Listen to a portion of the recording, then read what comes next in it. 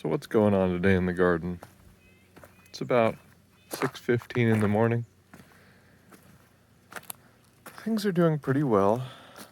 I came out here to water because I forgot to water last night. Well, I didn't so much forget, I ran out of time before it was super dark and mosquito-y. We got some good zucchinis there. Having to give them tons of water because, of course, they're the only thing here planted on decent soil. By that I mean a lot of aeration material, wood chips. Of course, that also creates a bit of a fertility problem, but the zucchinis don't seem to care.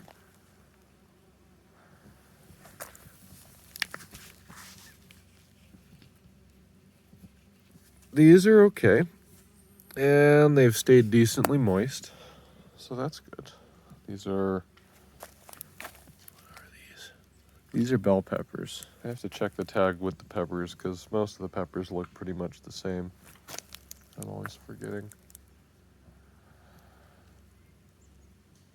These are some other pepper, and they're doing quite well, as you can see there.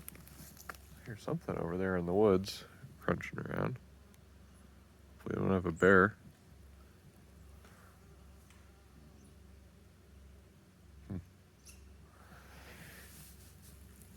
Jalapeno, no fruit on it yet. Some lettuce.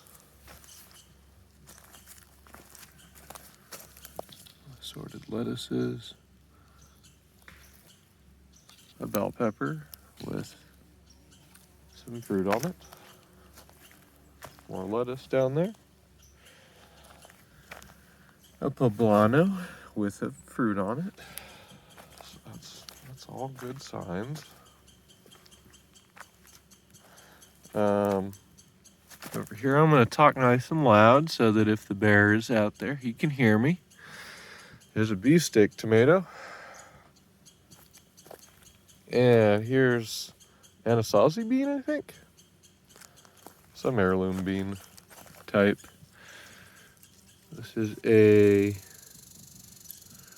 cayenne pepper with a fruit on it. Celebrity tomato's gone. It got infested with, I think, flea beetle, so I just took it out. I didn't want to bother with pulling it since nothing else has any pests on it. So I just figured I'd get rid of it. There's one somewhat ripe tomato here on this sun gold tomato.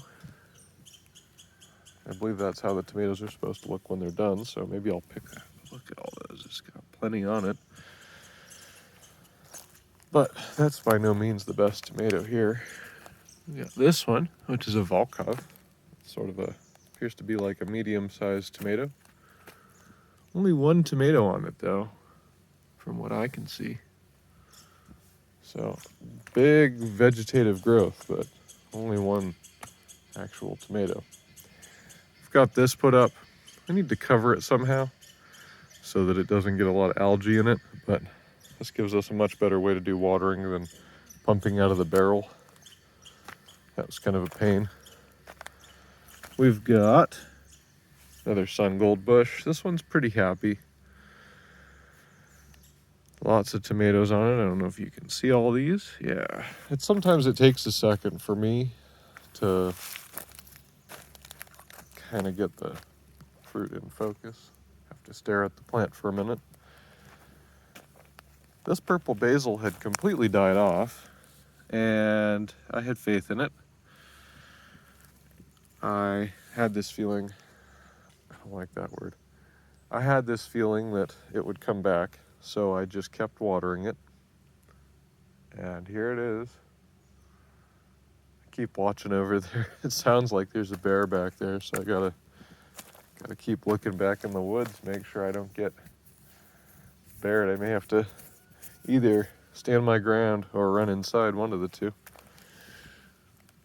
It sounds like it's right there. Early girl. It's another tomato. This is bigger than I thought. I thought the early girls were kind of a smaller tomato.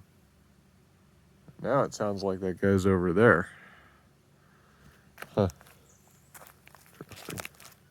Maybe I should have brought some sort of weapon with me. Here's another lettuce. So this lettuce right here kind of helps show, actually, the soil here isn't too bad. I'm trying to think of a spot where it's really obvious how bad the compaction issue is. Where is that coming from? I swear I can hear something back in the woods there. Anyway, I can't even poke my finger into this. That's how hard compacted this soil is. This, for a very short time, was a driveway, and just that short stint of being a driveway made it compacted to this level where basically can't make any kind of purchase on it with a shovel or anything.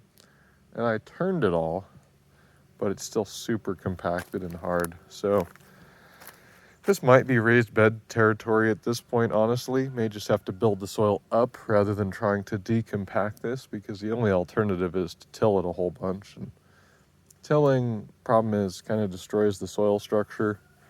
And unless you keep tilling forever, you end up with more compaction. Although a positive here is we have a lot of moisture in this area. We do get periods of severe drought though, so I don't know. I'm still trying to figure out the best approach. This is our improvised tomato hanging structure, since we didn't have something for this when we put the tomatoes in. Just didn't plan for it. This is a Muscovich. Look at that. Look at that one. Really happy fruit right there. And it's the only one on the bush. Again, the one on the vine.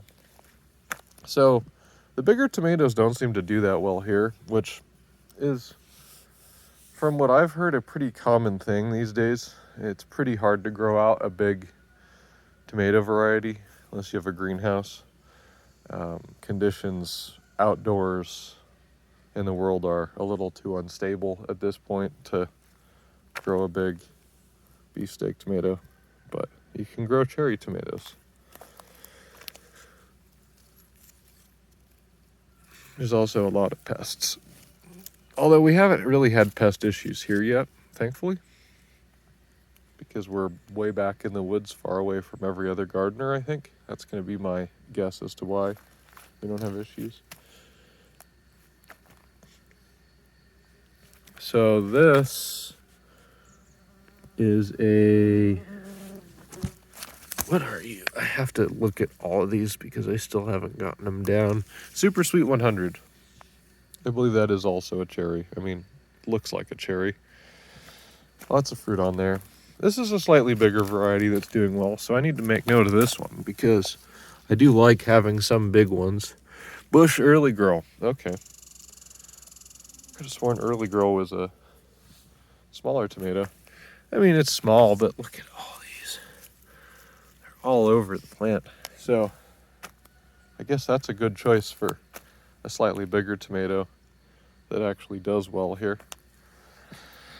All in all, the garden could be a lot better.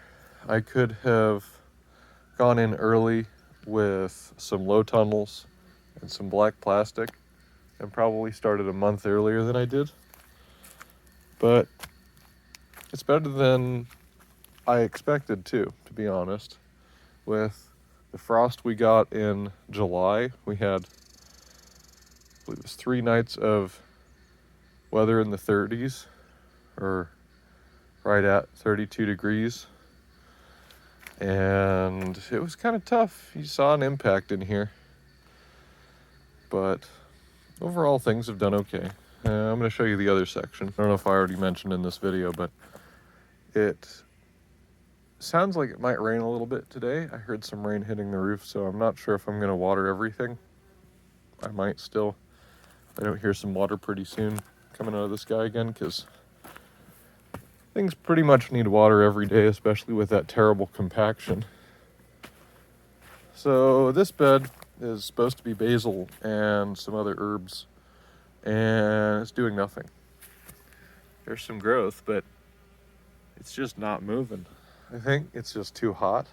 It's been getting up to 100 every day, over 100. Plants don't like to grow past triple digits. Plants don't even usually like to grow past about 85, 90. That's kind of the top end of most things we like to eat. And that type of weather is common nowadays, so, it used to be that was an anomaly, and then it became normal to have a heat wave in July, August that was like that. And then now it's weeks and weeks of that, so stalls things out a little bit, but we're still doing okay. This is all lettuces. It's doing decent. Pretty acceptable growth here. The red lettuces are finally coming into their own. So I guess it wasn't necessarily a terrible idea to plant so many red lettuces. However, this is what happened with that variety mix. Had some red lettuces. I don't remember all the varieties that were in here. But look at how well this is done. I mean, we've been eating off this too. I mean, this, you could see there I harvested some. It's not even clear where I harvested because there's so much of it, but we ate 2 big plates full of this yesterday, and we've been eating just about every day off of this. And you can't even tell where we've been eating it because there's so much of it. So this is kind of what I'm proud of in the garden. This is what did really well. And of course, it's just a bed of potting soil with lettuce in it. The easiest possible thing to grow. So I guess I shouldn't be that proud of it, but it has done very well. I'm going to try to let some of this go to seed. Anyway, the only other thing I could show you is that we've got a house growing here. It's still in process. It's by no means perfect. We ended up with a lot of non-straight boards, so we just worked with them, and this is what we ended up with. We're going to stuff insulation in the floor here, and then, so what I'll probably do is the hardest part's going to be cutting plywood to fit these gaps because they're not quite perfect. But once we've got plywood in there to hold the insulation from the bottom and to keep stuff out of it, then we'll put insulation in those gaps and then probably put boards on top, cedar boards, and we'll have a floor. And then we can build more perfect walls. I may actually buy a unit, quote unquote, 144 boards, I think it is, rough cut from the mill, because I'm tired of milling. So I might just buy what I need. And some of these are going to get moved also. They're not fully in place. But anyway, that's pretty much what's happening around the homestead. There's just fell down in a hole. There's the garden. It's doing decently well. It's a happy garden. We've got a water supply now of sorts, gravity fed, and yeah, things are coming along. We're 9 months in, or 10 months in at this point, and this is how far we've gotten.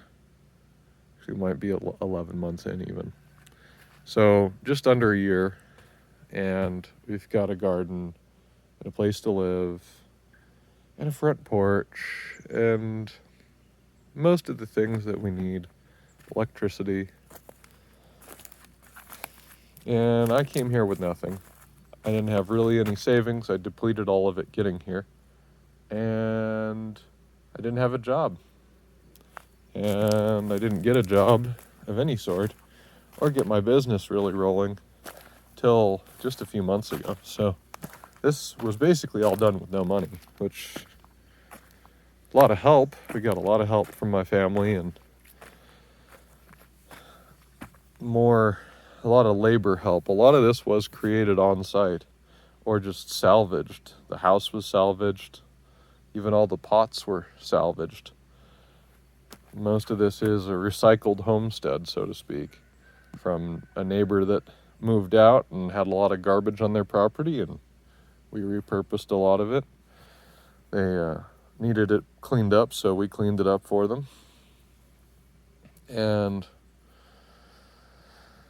Yeah, these are cabbage. Some of them are doing poorly, but some of them are doing really well. That's actually a pretty fair indicator. If these are wet, although these are shaded from the south, but they're still wet. So I could probably get away with not watering, but I'm going to go ahead and water everything anyways, because the tomatoes will use as much water as you can give them pretty much. So anyways, oh, I've got one more thing. Actually, we'll save the thing I wanted to show you for a different video, since there's a lot of bear activity in the woods, it sounds like right now, and I need to be better prepared for that to walk into the woods. But I got an interesting thing in store for you guys. Anyway, thanks for watching. Please like, comment, subscribe, all that stuff, and I'll see you guys in the next one. Bye-bye.